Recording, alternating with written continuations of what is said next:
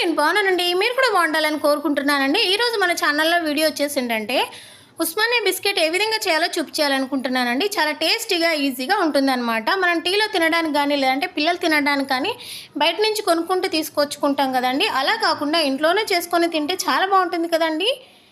మనకు కానీ పిల్లలు కానీ చాలా మంచిది కదండి. మరి ఎలా చేయాలో చూసేద్దామా? ఫస్ట్ నేను ఉస్మానియా బిస్కెట్ చేయడానికి ఇక్కడ 1 కప్పు మైదాపిండి తీసుకున్నాను. చిన్న కప్పుతో 1 కప్పు కార్న్‌ఫ్లోర్ తీసుకున్నానండి. అలాగే చిన్న కప్పుతో షుగర్ తీసుకున్నాను. కొంచెం బటర్ తీసుకున్నాను. టేస్ట్‌కి సరిపడా సాల్ట్, అలాగే బేకింగ్ పౌడర్ అండి. తీసి ఇలా పక్కన పెట్టేశానన్నమాట. మనం షుగర్ తీసుకున్నాం కాబట్టి ఒక మిక్సీ జార్ తీసుకొని మిక్సీ జార్లో పౌడర్ లాగా చేసుకుందామండి. మిక్సీ పట్టేసుకొని పౌడర్ చేసేసి పక్కన పెట్టేయండి. ఇప్పుడు ఒక మిక్సర్ జార్ తీసుకొని మనం ముందుగా తీసి పెట్టుకున్నాం కదా, బటర్ ఉంది కదండి, బటర్ కూడా ఇందులో వేసేయండి. బటర్ గట్టిగా ఉంటుంది కదా, కాబట్టి 10 నిమిషాల ముందే నేను ఫ్రిడ్జ్లోంచి బయట తీసేసానమాట. ఇక్కడ నేను నా దగ్గర బటర్ ఉంది కాబట్టి వాడుతున్నానండి. మీ దగ్గర లేని వాళ్ళైతే ఇంట్లో చేసుకునే నెయ్యి ఉంటుంది కదా, అదైనా వాడొచ్చండి. చూసారు కదా, బాగా కలుపుకోండి బటర్ని. ఇలా కలుపుకున్న తర్వాత మనం ముందుగా పౌడర్ చేసి పెట్టుకున్నాం కదండి, షుగర్ పౌడర్ని ఇందులో వేసేసి బాగా కలిపేయాలండి. నేను వీడియోలో చూపిస్తున్న విధంగా కలిపేసిన తర్వాత ఇప్పుడు ఒక జలడ ఉంటుంది కదండి, జలడ తీసి ఈ బౌల్ మీద పెట్టేయండి. ఇలా పెట్టేసిన తర్వాత మనం ముందుగా తీసి పెట్టుకున్నాం కదండి మైదాపిండి కూడా ఇందులో వేసేసి, అలాగే కార్న్‌ఫ్లోర్ కూడా ఉంది కదండి, అది కూడా ఇందులో వేసేయండి. టేస్ట్కి సరిపడా సాల్ట్ కూడా వేసేయండి. తర్వాత బేకింగ్ పౌడర్ ఉంటుంది కదండి, అది కూడా వేసేయండి. మీ దగ్గర బేకింగ్ పౌడర్ లేనట్లయితే వంట సోడా ఉంటుంది కదండి, అది కూడా వేసేయచ్చు. ఇలా వేసిన తర్వాత బాగా పిండిని కలిపేయండి. ఇలా కలుపుతున్నప్పుడు పిండి గట్టిగా ఉంటే పాలు కానీ వాటర్ కానీ పోయకండి. బటర్ ఉంటుంది కదండి, అదే వేసేసి బాగా పిండిని కలుపుకోండి. అదే నెయ్యితో చేసే వాళ్ళైతే కొంచెం నెయ్యి యాడ్ చేసేసుకోండి, కలుపుకుంటే సరిపోతుందండి. పిండి చూడండి మెత్తగా అయిపోతుంది. ఈ విధంగా కలిపేసిన తర్వాత పిండి చూడండి ఇలా ఉండాలన్నమాట. చూసారా, ఇలా కలిపేసిన తర్వాత ఇలా బౌల్లాగా ముద్దలాగా చేసుకొని పక్కన పెట్టేయండి బౌల్లో. ఇప్పుడు ఒక కవర్ తీసుకోండి. చూడండి నేను కవర్ తీసుకున్నాను కదా, అదే విధంగా కవర్ తీసుకొని దాని మీద ఈ పిండిని ఇలా రోల్ లాగా చేసుకోండి. ఇలా చేసిన తర్వాత కవర్తో పాటు ఆ పిండిని ఇలా రోల్ చేసుకుంటూ నేను వీడియోలో చూపిస్తున్న విధంగా ఇలా ఫోల్డ్ చేసుకోండి. ఇలా ఫోల్డ్ చేసుకున్న దాన్ని తీసుకెళ్ళి ఫ్రిడ్జ్లో ఒక 10 నిమిషాలు పెట్టేస్తే సరిపోతుందండి.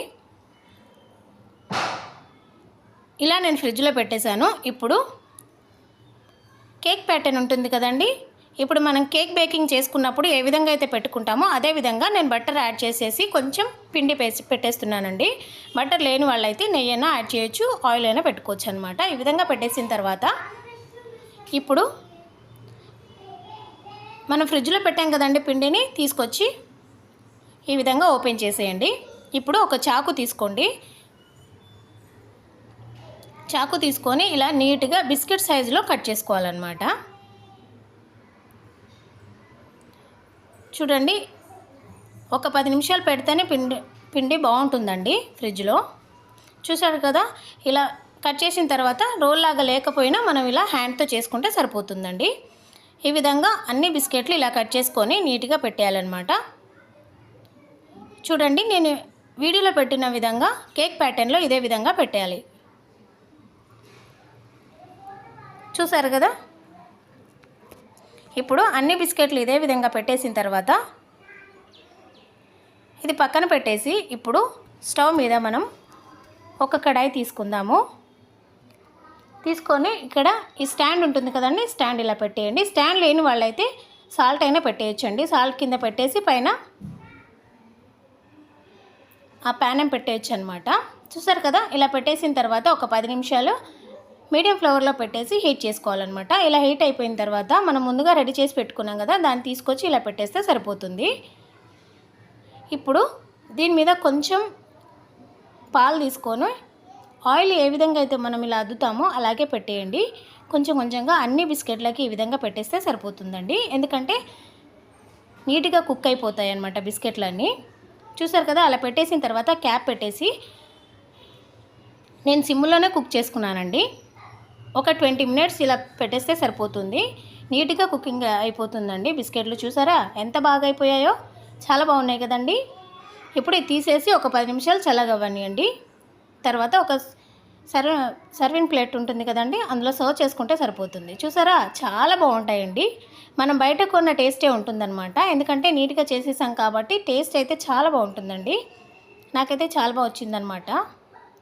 చూసారు కదా, ఇప్పుడు చూపిస్తాను చూడండి, కట్ చేసి. చాలా బాగుంటుంది.